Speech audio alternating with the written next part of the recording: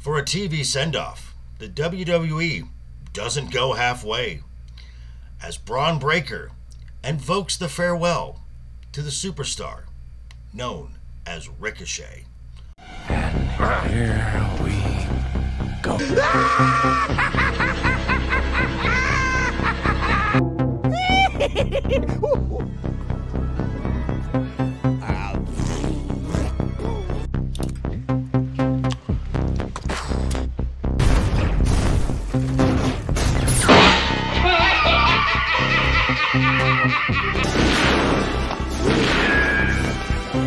Is like gravity.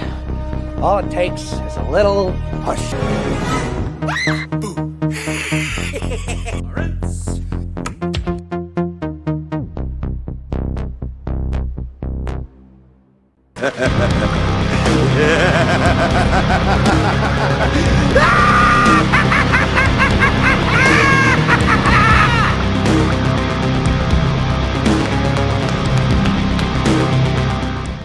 What's up, guys? How you doing? Welcome back to the channel. Glad you stopped by. And if you're brand new, welcome. Grab a seat and stay a while. But do me a couple favors first. Go down and hit that subscribe button.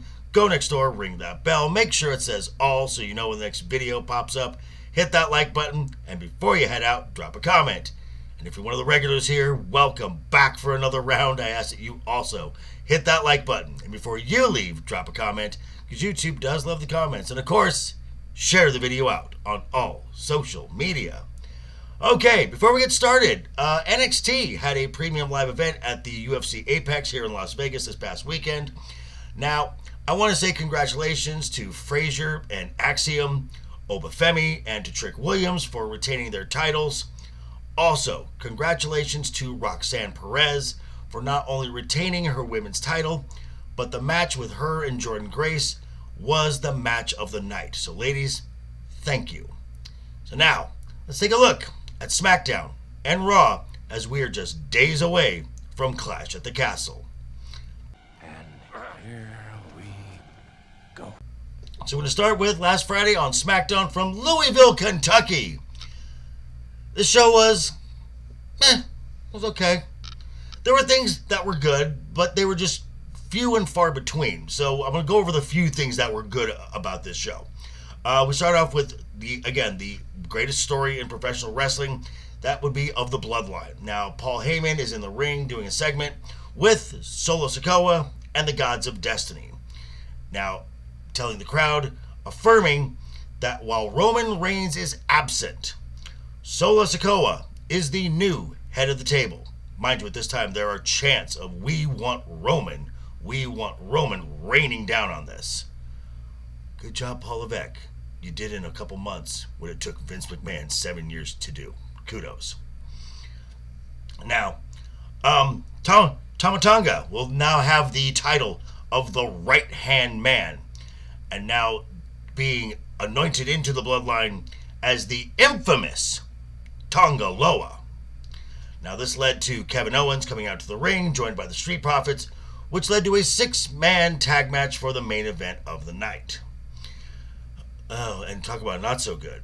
We had a women's tag team championship match, which was supposed to be, the original plan was a singles match between Jade Cargill and Indy Hartwell. You can't be serious. You can imagine why they changed it into a tag team match. I'm just saying. Now, this was on SmackDown, so Raw talent Zoe Stark and Shayna Baszler and Alba Fire and Isla Dawn interfered, which now led to this going into the premium live event, a triple threat match in Scotland between Alba Fire, Isla Dawn, who are Scottish, Jade Cargill and Bianca Belair, the champions, and Zoe Stark and Shayna Baszler. Best segment of the night here was Cody Rhodes and AJ Styles. Cody Rhodes still upset that he got duped by the fake retirement of AJ Styles. Cody Rhodes is waiting for him. He's waiting in the loading area. AJ comes out in a black SUV. He's standing outside the roof talking. They're arguing, and Cody goes to the ring. Now, the production of WWE now is like this following, tracking, going through the back area, going through the curtain. This time, Cody is on fire. He is angry. He's got some spice. He's got some heat. He hits the curtain. There's no intro music, no whoa, no pyro, no nothing. This was brilliant. Well, it's about time. And Cody was understandably angry in the ring, telling AJ Styles, "Get your ass out here." AJ comes out to the stage with him and the Good Brothers, and AJ's doing his best Dave Bautista impression. Give me what I want. Give me what I want. And so we get this, another championship match between AJ Styles and Cody Rhodes at Clash of the Castle, with a stipulation. This is going to be not just any match, an I Quit match. Spicy. Incapacitate or put your opponent through so much pain that they have no choice to continue and say, "I quit." Now, other than that, for the second week in a row, SmackDown was boring. And now we go over to Toledo, Ohio for this past Monday on Raw. Now, despite the crowd and their response in Toledo, Ohio, this was a decent show. Definitely better than SmackDown. Some storylines got moved along, and there were some banger matches to boot.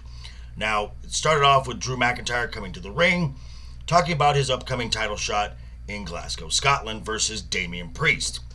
The minute he said Damian Priest, cue the music, out he comes, and those two were talking about Drew's match tonight. They set up a match where Damian Priest, as Drew kept saying to him, the only reason you still have that title is because of your little lackeys here, the Judgment Day.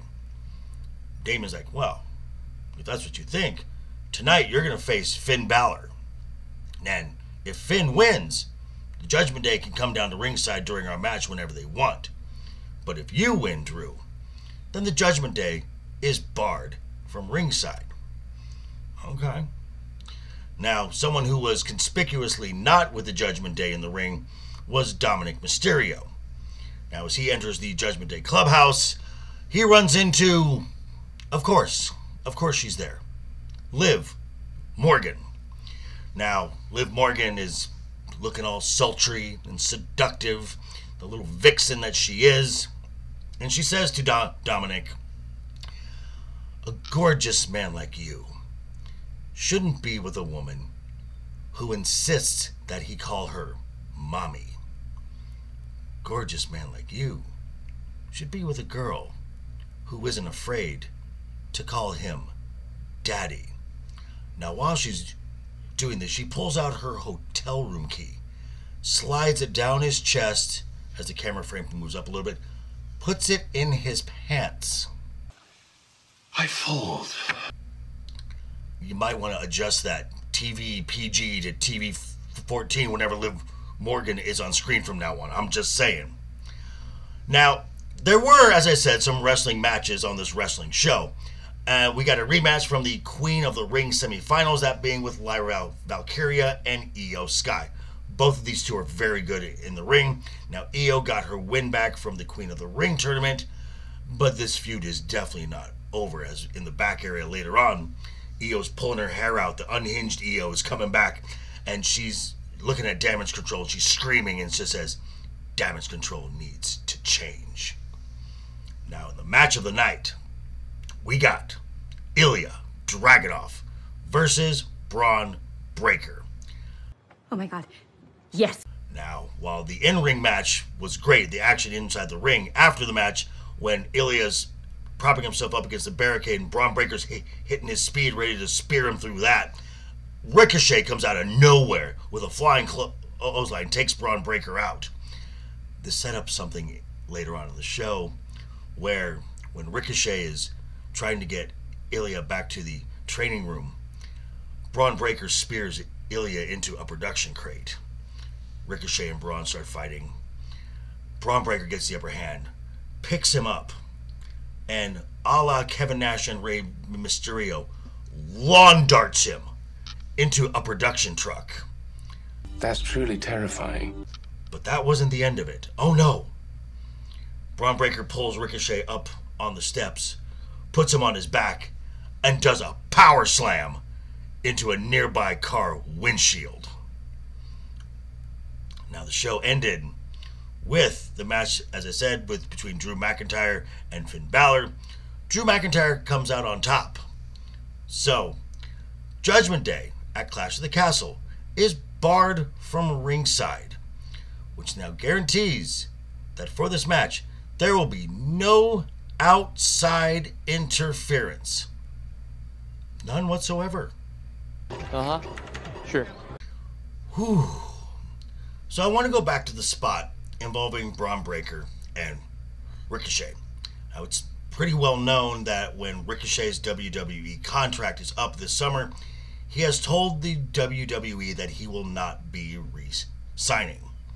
And with giving them this notice, he has asked to be written off of WWE TV. Well, I say that was pretty definitive. I don't know about you. So, what's next? That is the big question. Now, the safe bet is that he will go over to AEW, which will obviously lead to at least one more amazing match with Will Ospreay. Or he could go over to New Japan, which Tony Khan's been rating that promotion of talent, and Lord knows they need talent over there. Or he could do what someone like Matt Cardona has been doing and just been hopping through the independents and just making a killing. Regardless, Ricochet has the absolute freedom to bet on himself. He's 35 now. I think he wants to really show the world what he can do. Because what we've seen in the WWE is probably about 50 to 75% of what he can really do. And he's got to get it out there before his body starts to break down. So again, betting on himself, I applaud it. And if my last visual image of Ricochet is in a spot where he puts over and furthers the character of an up-and-coming WWE superstar, Well done. Well done. Ricochet, thank you, and I wish you all the best. But these are just my thoughts. I'm going to turn it back over to you. Let me know what you think down below in the comments. Be sure to check me out tonight as we'll be talking about a lot of this stuff and going a little more in depth, for Wednesday night is overbooked, 7 p.m., simulcasting from this channel as well. But yeah, thanks for stopping by, folks. Again, quick reminder before you head out the door, hit that subscribe button, ring that bell if you liked the video, give it a thumbs up. If you didn't like the video, hey, thanks for sticking around this long. I appreciate that. And I will see you guys all very soon. Hope you're having a great week. Have a wonderful rest of the week ahead of you. And always have fun. Hashtag keep talking. And always keep that smile on your face. Toodles.